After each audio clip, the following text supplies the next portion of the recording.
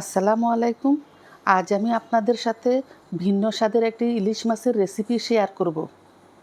এই রেসিপিটি আমার কাছে একেবারেই নতুন। এবার দেখা যাক কীভাবে ইলিশ মাছটি আমরা তৈরি করব। প্রথমে আমি একটা কড়াইতে কিছু তেল দিয়ে দিয়েছি। আগের থেকে মেখে রেখেছি ইলিশ মাছে হলুদ মরিচ। এখন দিয়ে দিচ্ছি কড়াইতে।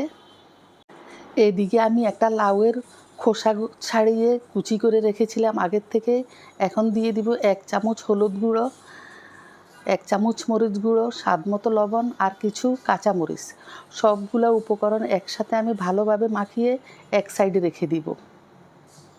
চুলার আঁচটা আমি মাঝারি আঁচে রেখেছি। এখন ইলিশ মাছগুলো উল্টিয়ে অপর পিঠ ভেজে নিব। এই রকম রেসিপি হয়তো অনেকে অনেক খেয়েছেন, কিন্তু আমার জন্য একেবারেই নতুন। আর যারা খান নাই তারা একবার খেয়ে দেখবেন কতটা মজার হয়ে থাকে। এবার আমি ইলিশ মাছগুলো সব একে একে তুলে নিব।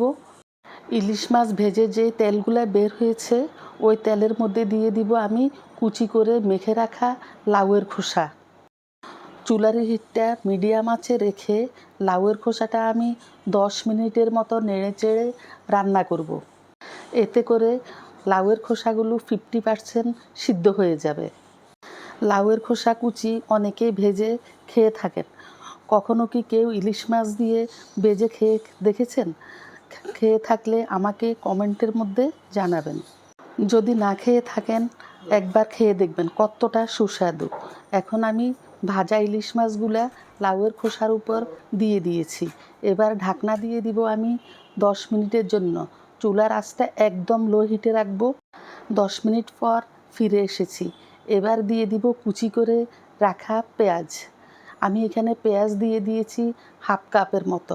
আপনারা চাইলে আরও বেশি দিতে পারেন। পেঁয়াজ দেওয়ার পর আলতো হাতে আমি 2 মিনিট নেড়েচেড়ে রান্না করব। সহজ এই রেসিপিটি আপনারা যারা জানতেন না তাদের কাছে যদি সহজ লেগে থাকে তাহলে আমার সার্থকতা।